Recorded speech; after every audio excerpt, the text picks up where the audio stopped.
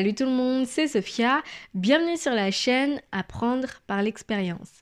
Aujourd'hui, je voudrais parler des blessures non guéries.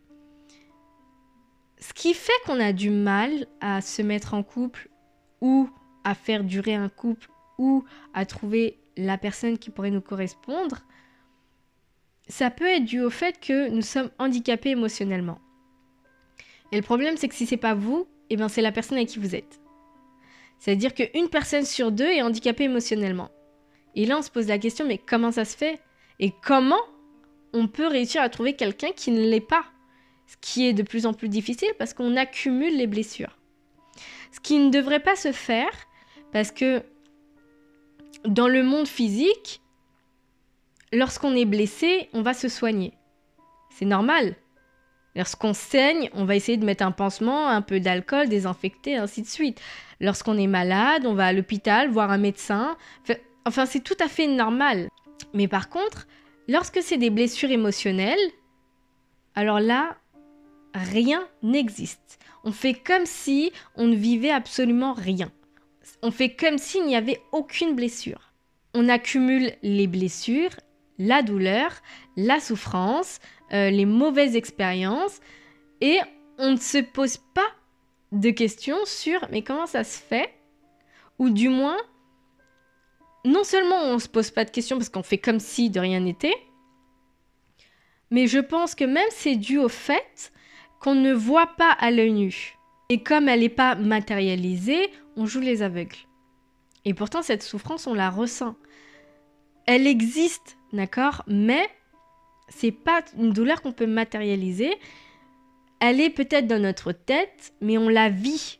On la vit, d'accord? Parce que nous ne sommes pas faits uniquement de corps, de chair, nous sommes faits aussi d'esprit. Pourquoi on fait plus attention lorsqu'on le voit se manifester dans le matériel? Lorsqu'on voit qu'on a une jambe cassée, c'est là où ça va nous alerter, que lorsqu'on a, par exemple, une peine de cœur ou une blessure ou une situation qu'on a vécue enfant qui reste dans notre tête, qui fait fluctuer nos émotions, notre état d'esprit, notre vision du monde et ainsi de suite. On ne considère pas que c'est aussi important qu'une blessure qu'on voit à l'œil nu. Pour ma part, je pense que c'est de la négligence et qu'on devrait davantage se pencher dessus parce qu'en fait, ça devient vital. On sait aujourd'hui que lorsqu'on va pas bien, lorsqu'on est triste ou lorsqu'on souffre, ça a un impact direct sur notre système immunitaire. Comme quoi, tout est lié. Si on est triste, on est beaucoup moins protégé par notre corps contre les maladies que lorsqu'on est en bonne santé, mais pas seulement physique, psychique également. Pourquoi lorsqu'on souffre, on ne se pose pas la question pourquoi souffrons-nous et quelle est la solution pour ne plus souffrir? Pourquoi on se contente de ne rien faire et de faire comme si on ne souffrait pas? C'est ce que je comprends pas en fait lorsque nous sommes adultes. Pourquoi faire semblant que tout va bien? Pourquoi ne pas se soigner lorsqu'on a une blessure ou lorsqu'on a une souffrance, lorsqu'on n'arrive pas à accepter quelque chose qu'on a vécu? Pourquoi on n'essaye pas de trouver comment faire pour aller mieux? Pourquoi on se contente de vivre avec telle une charge lourde dans notre dos? Et on devrait prendre exemple sur les enfants qui, eux, manifestent la douleur. Ils vont le dire, ils vont le crier, ils vont l'affirmer, ils vont discuter, ils vont poser des questions. Pourquoi? Comment on se soigne? Ils vont essayer de trouver une solution. J'ai regardé 2 documentaires, celui d'Amy Winehouse et celui de Lady Diana, l'ex-femme de Prince Charles. Et c'est vrai que lorsqu'on regarde, c'est un documentaire sur leur vie, lorsqu'on regarde, on comprend pourquoi elle a été malheureuse et on comprend également qu'il y a tous les deux une souffrance cachée, une blessure qui n'a pas été guérie. Dans le documentaire de Lady Diana, il y a un interview où elle parle et elle dit qu'elle a été malheureuse depuis qu'elle est enfant. Son père giflait très souvent sa mère, qu'elle voyait pleurer, et elle n'avait pas réellement de contact avec eux, d'attention, elle n'avait pas d'amour, d'accord, parce qu'elle passait de nourrice en nourrice. Et ce n'est pas vraiment ses parents qui l'ont élevée. Ils ont juste contribué, parce que c'est à travers leur argent qu'elle s'est nourrie et ainsi de suite. Mais il n'y avait pas ce côté où on t'apporte de l'amour. On t'apporte de l'attention. Elle n'a jamais été soutenue par ses parents, elle n'a pas eu de marque d'affection. Et ça l'a beaucoup affectée. Déjà de voir sa mère pleurer et de ne pas être proche en fait. Elle disait qu'elle n'avait pas le droit de poser des questions à son père et que à l'âge de 8 ou 9 ans, sa mère est partie de la maison avec un autre homme. Pourquoi? Déjà parce qu'elle était malheureuse dans son couple. Et elle a vu depuis enfant déjà que ses parents ne s'entendaient pas. Elle n'a pas eu ce modèle. Comment donner de l'amour? Qu'est-ce qu'est l'amour? Pourquoi? Parce que ses parents n'avaient pas de lien d'amour. C'était compliqué. Ils n'avaient pas de lien d'amour. Donc elle ne l'a pas vu. Elle n'a pas pu l'imiter. Elle n'a pas su ce que c'était que l'amour. Elle s'est plongée dans des romans à l'eau de rose et elle s'est dit d'accord, c'est ça en fait. L'amour, c'est ça, c'est trouver son prince, c'est trouver peut-être sa princesse, c'est une fois que tu as trouvé la personne, tout s'efface. Tu vas bien, tu vas enfin être heureuse. Elle avait dans la tête que une fois cette fameuse rencontre, tout son malheur, cette tristesse, cette souffrance allait partir, allait disparaître. En rencontrant une personne. Qui lui a mis ça dans la tête? Ce sont les romans. Comme nous aujourd'hui, ce sont les films, les séries qui nous bourrent le crâne. Et elle, ça a été les romans. Lorsqu'elle s'est mariée avec le prince Charles, elle a constaté que l'amour, c'était pas ça. Elle a vu qu'en fait, ses soucis, son malheur, sa tristesse, sa souffrance depuis qu'elle est enfant, n'ont pas disparu. Donc elle a porté ce poids et elle a continué de faire comme si de rien n'était parce qu'elle devait jouer un rôle, celle de la princesse, celle de la femme de prince Charles, Lady Diana. Et on constate d'autant plus que ses douleurs, ses souffrances se sont amplifiées. Parce qu'elle voulait tellement que sa relation fonctionne qu'elle s'est mise à mal. Elle a été jusqu'à être boulimique pour plaire à son mari. Je veux l'attention de la personne que j'aime, je veux l'amour de cette personne que j'aime et que j'ai dans ma vie avec qui je suis mariée. Et elle l'a pas eu. Déjà parce que c'était un mariage d'arrangement, ce qui a compliqué les choses, mais elle ne pouvait pas savoir. Elle a été naïve, elle était très jeune. Et ce qui l'avait élevée, éduquée, c'était les livres. Donc, il y a un moment où lorsqu'elle s'est mariée, elle a compris que c'était pas ça le couple. Que la personne avec qui tu te maries, avec qui tu vas être, ne va pas être ton sauveur. Et là, ça a été l'hécatombe, parce qu'elle a été jusqu'à être boulimique. Boulimique pour plaire à son mari. Parce qu'il fallait qu'elle perde du poids, parce qu'il lui avait fait une simple réflexion sur ses hanches, et elle s'est fait vomir. Elle faisait un 38, le jour de son mariage, elle faisait un 34. Donc, il y a vraiment un impact.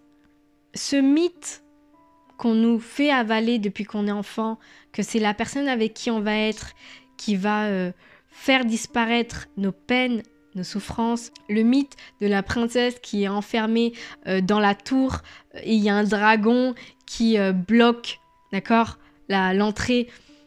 Elle est bloquée, d'accord, elle a été enlevée par ce méchant dragon qui représente en fait ce malheur, cette souffrance, cette douleur qui a prise en otage cette princesse. Et il y a quelqu'un qui va aller, armé d'une épée, la sauver, la délivrer. Mais c'est un mythe. En l'occurrence, lorsqu'on rentre en relation, ce n'est pas à notre partenaire de nous soigner. Ce n'est pas à lui de nous soigner. Et j'ai constaté la même chose parce que Lady Diana, ce qu'elle a compris, c'est que sa peine, sa douleur, ses souffrances, le fait qu'elle a été seule, le fait qu'elle n'a pas eu d'attention de Prince Charles, le fait qu'elle n'a pas été soutenue, c'est amplifié en relation. Tout ce qu'elle a vécu depuis qu'elle est enfant, d'accord, c'est amplifié. Tout ce qu'elle a gardé au fond d'elle, c'est amplifié comme un puits sans fond. Elle n'a pas eu d'attention, elle n'a pas eu d'amour de Prince Charles, parce que c'était un mariage d'intérêt, et elle y croyait dur comme fer. Et elle s'est rendue compte, parce que du coup, elle était très souvent toute seule, enfermée au château de Windsor. Elle avait personne à qui parler. C'est facile d'étouffer ce qu'on ressent, faire comme si de rien n'était quand on passe notre temps à être occupé. Par exemple au travail, par exemple avec les enfants, ou on sort avec nos amis. On fait tout pour ne pas s'y mettre, pour ne pas prendre conscience de ce qu'on vit, de ce qu'on ressent. On se floute les yeux, on se floute la conscience. On ne veut pas s'attarder à se demander mais pourquoi souffrons-nous? On préfère faire comme si de rien n'était. On comprend qu'en relation, tout s'amplifie. Elle a été mariée, elle pensait que Prince Charles était celui qui allait la délivrer de tout ce qu'elle a vécu, de cette souffrance qu'elle portait au fond d'elle, et ce n'a pas été le cas. Et donc ça a été la descente en enfer, parce qu'en couple, tout s'amplifie. C'est la même chose pour la chanteuse Amy Winehouse, parce que, bon, excusez-moi pour la prononciation, je ne suis pas anglophone. Quand je dis que c'est la même chose, c'est tout simplement qu'elle a eu cette blessure qu'elle n'a pas soignée, qui s'est amplifiée en couple. Elle s'est sentie comme abandonnée par son père, qui a quitté la maison, sauf que son père et elle étaient très fusionnels. C'était sur ses genoux qu'elle a pris goût pour la soul, pour le jazz, cette passion de chanter. Son père l'avait. C'était quelque chose qu'ils avaient tous les deux. Et elle était très très souvent avec son père. Et quand son père a quitté le domicile, elle s'est sentie abandonnée. Elle n'a pas compris. Lorsqu'elle a été en couple avec cet homme qu'elle a tellement aimé, avec qui elle était comme fusionnelle, lorsqu'il l'a quittée, ça lui a fait un choc parce que toutes ses émotions sont remontées. Tout ce qu'elle a vécu avec son père, cet abandon, d'accord, ce sentiment d'être abandonnée, elle a vécu avec son ex-mari.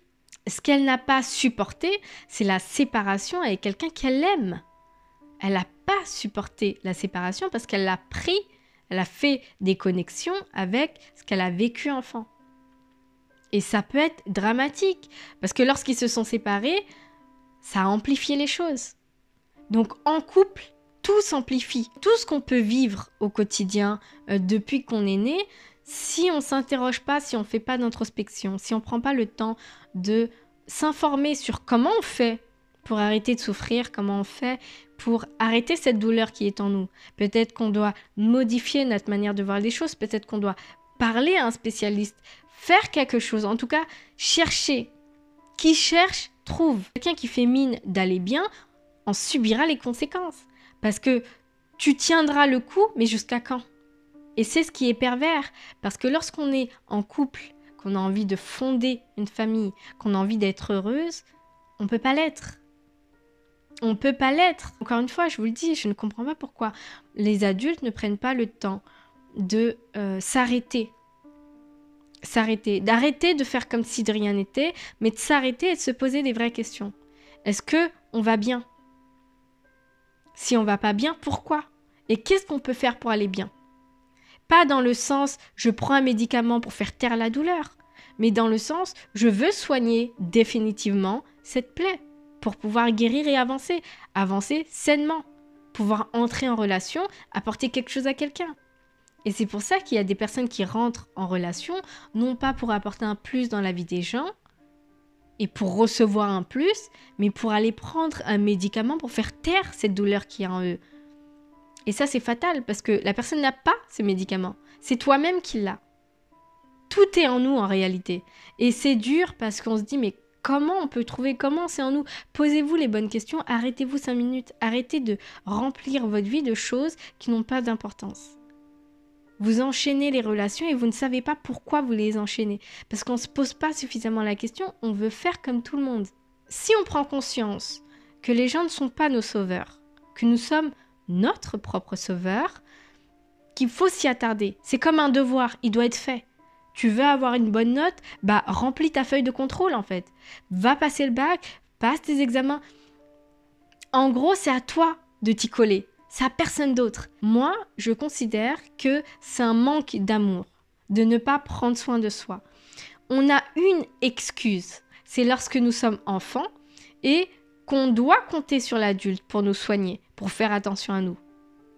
Une fois que nous sommes adultes, on ne peut plus compter sur les gens parce que c'est pas à eux de prendre soin de nous, c'est à nous-mêmes. Et on veut pas prendre cette responsabilité C'est ce que je trouve désolant parce qu'il y a énormément de personnes qui veulent être en couple et qui ne trouvent pas d'hommes et de femmes disponibles, heureuses, bien dans leur tête. Il y a un moment dans ma vie où j'ai dû comprendre, stop les relations. Il y a quelque chose qui ne va pas. Pourquoi? Parce que j'étais vachement en attente. J'étais dans les relations et à chaque fois, tu m'appelles pas, tu m'envoies pas de message, tu fais pas ci, t'es pas avec moi, je suis en couple, mais je me sens seule. Ça gâchait, ça m'empoisonnait, ça me mettait tellement mal, je ne comprenais pas. Et la personne me disait, mais en tout cas, pratiquement les personnes me disaient, mais je te donne de l'attention, je te donne de l'amour, je suis là en fait. Qu'est-ce qui ne va pas en fait? Peu importe ce que je fais, tu me dis que ça va pas. Et je lui dis non, mais tu dois me donner. Et j'étais toujours dans ce discours. Et il y a une fois où j'étais pareil dans ce même discours, mais avec quelqu'un d'autre. Et je me suis dit, ok, stop. Je venais de rentrer en relation et j'ai envoyé un message, je lui ai dit, écoute, je ne peux pas me mettre en relation, il y a quelque chose qui ne va pas. Le fait que tu m'envoies pas de message, que tu m'appelles pas ou qu'on se voit pas, le fait que je ressens un vide. En fait, le signal, le vrai signal, c'est lorsqu'on est en couple, mais qu'on se sent seul. À chaque fois que j'étais en relation, j'avais ce signal. C'est-à-dire que je suis en couple, mais je suis toute seule. Je me sens encore plus seule que lorsque je suis seule et célibataire. Je ne comprenais pas. Lorsque je suis en couple, j'ai ce vide qui s'installait, parce que plus maintenant, mais qui s'installait en moi, et je demandais à des gens de me donner quelque chose qui me donnait, mais ça ne me suffisait pas. Non seulement ça ne me suffisait pas, mais en plus de ça, j'étais comme une passoire. C'est-à-dire que tout ce qu'on allait me donner, ou tout ce qu'on m'a donné, partait. Je ne sais pas où, parce que je ne le ressentais pas. Je ne ressentais pas leur présence, je ne ressentais pas leur amour. C'est pour ça que j'avais toujours... C'est comme quand on a faim, on mange, mais on a encore faim. On a toujours faim. On mange, on a encore faim. On se dit, mais où va la nourriture? J'étais toujours dans cet état. On me donne de l'attention, mais c'est pas assez. C'est pas assez, il m'en faut encore. Et quand est-ce que tu m'as donné de l'attention? Je l'ai pas ressenti. Quand est-ce que tu m'as donné de l'amour? Je l'ai pas ressenti. Et ça a empoisonné mes relations. À un moment, je me suis dit, stop, j'arrête les relations, il y a quelque chose qui ne va pas. Mais c'est pas eux, c'est moi. Et effectivement, j'avais une blessure qui était encore ouverte. Et ça s'amplifiait, mais de manière gigantesque. Si vous voulez, c'était un petit point noir et c'est devenu toute ma vie. Je faisais des choses et je ne pensais pas à cette blessure. Je savais qu'elle était là, mais je n'y passais pas du temps pour comprendre. Ou je n'avais pas fait de recherche, je n'avais pas mis la volonté pour mettre l'accent sur ce que je ressentais. Je préférais faire comme si de rien n'était. Enfin, pas comme si de rien n'était, mais je savais ce que j'avais vécu et je me suis dit, bon, de toute façon, je peux rien faire. Je l'ai vécu, c'est comme ça. Mais ce que j'ai vécu a laissé une plaie. Cette plaie, je dois la soigner, quoi qu'il arrive en fait. Et à un moment, mes relations ne fonctionnaient pas. Je me suis dit, il y a un problème. Il y avait vraiment un problème. Donc j'ai pris le temps, j'ai cherché à comprendre, je me suis exprimée, j'ai pas mal écrit et j'ai compris des choses, j'ai accepté ce que j'avais vécu. Je crois que déjà j'en ai tellement parlé que ça m'a aidé à l'extérioriser. Et quand j'ai pris les choses d'une autre façon, d'une autre manière, je l'ai tenu d'une autre manière, je l'ai compris d'une autre manière. Au début, je pensais que ma mère m'avait abandonnée parce qu'on n'avait pas d'intérêt pour elle. Ma question, c'était ça. Tu as vécu des choses, tu nous as abandonnés, ok, d'accord. Et après, est-ce que ça t'a empêché de nous appeler? Est-ce que ça t'a empêché de venir nous voir? T'étais là, à 2 pas. Pourquoi tu l'as pas fait? Nous, on avait besoin de toi. On a toujours eu besoin de toi. Donc, qu'est-ce qui a fait, du moins enfant, donc qu'est-ce qui a fait que tu es parti sans jamais te retourner? Pourtant, tu es à 2 pas de nous. Tu te demandes jamais comment tes enfants vont? Pour moi, c'était dramatique. Pour moi, c'était dramatique.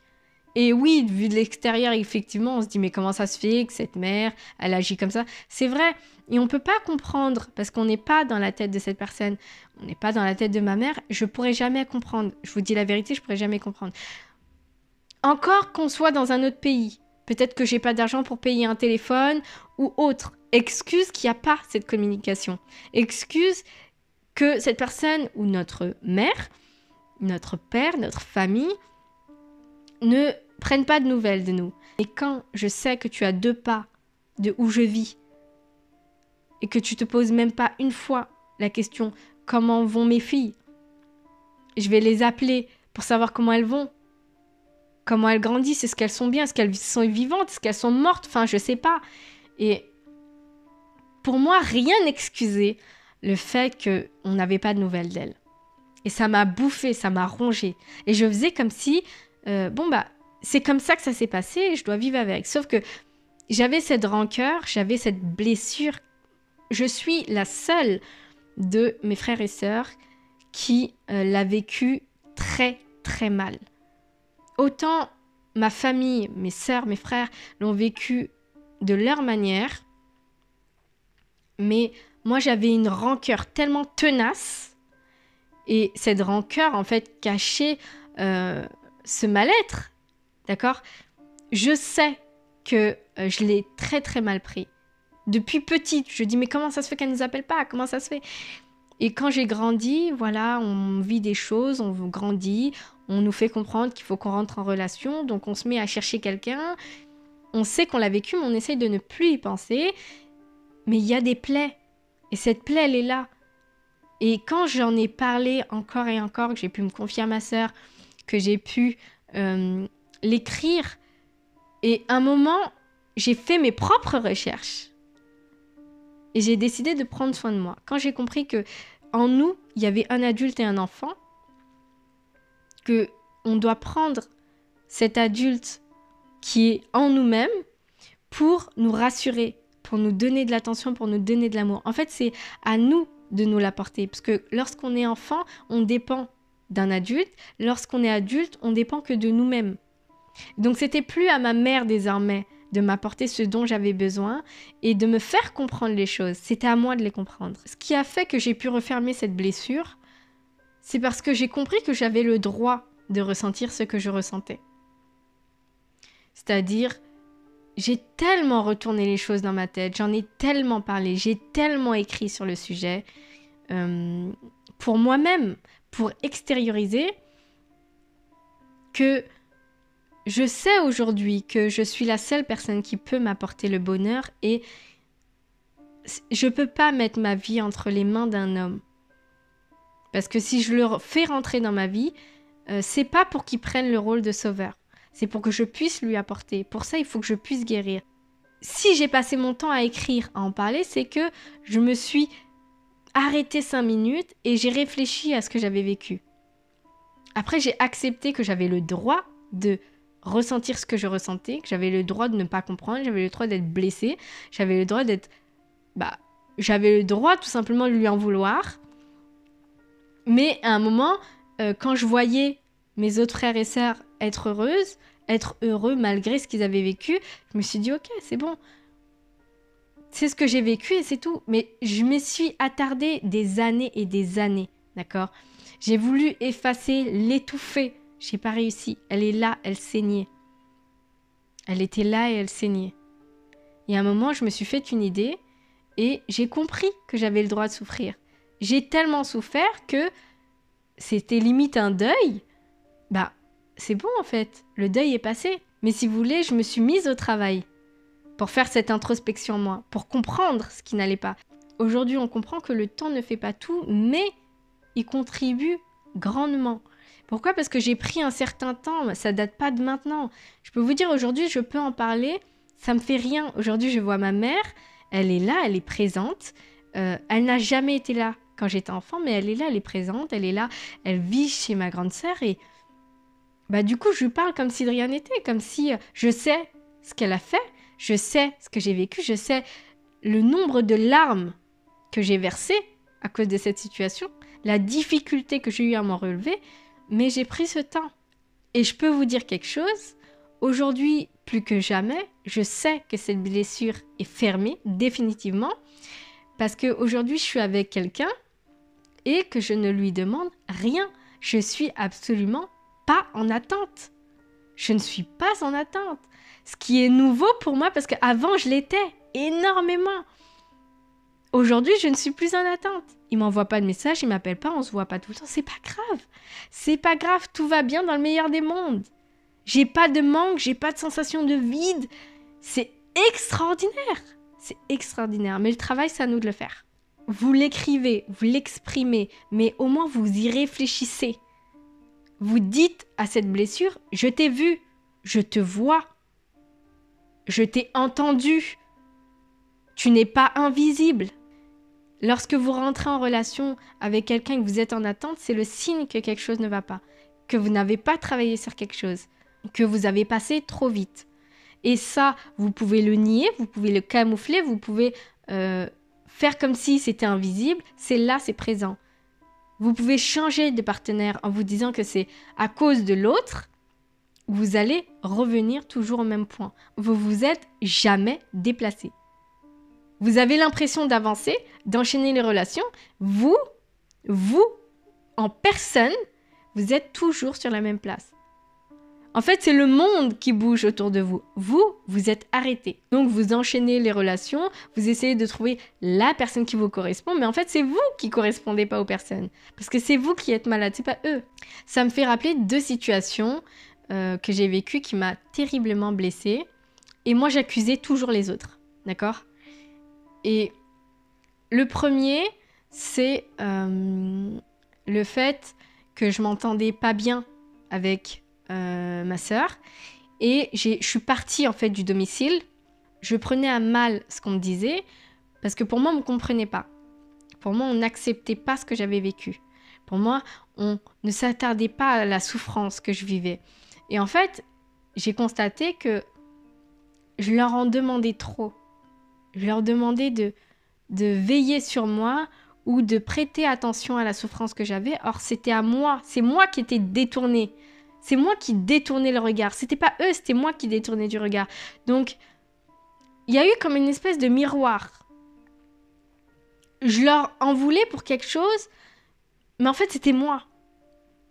Non, mais comprends, j'ai vécu ça, je souffre pour ça, il y a ça qui va pas. J'étais vraiment pas bien. Et je leur en voulais à eux de me mettre dans cette situation. Mais c'est pas vrai. C'est parce que moi, je détournais le regard de ma propre situation et de ce que je vivais. Et je l'ai compris qu'il y a peu de temps. C'est terrible.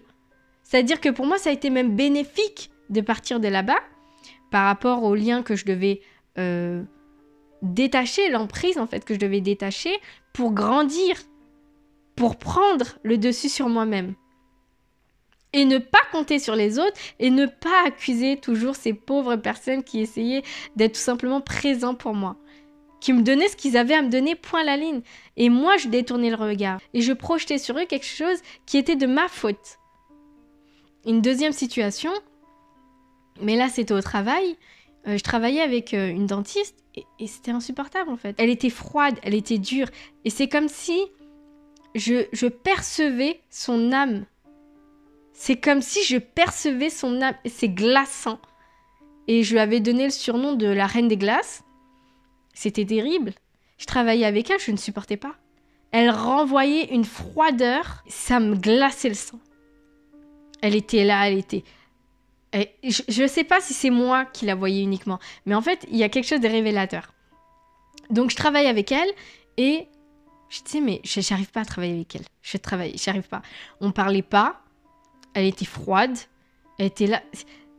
J'ai déjà travaillé avec des dentistes qui ne parlent pas beaucoup et je m'en fous, d'accord ?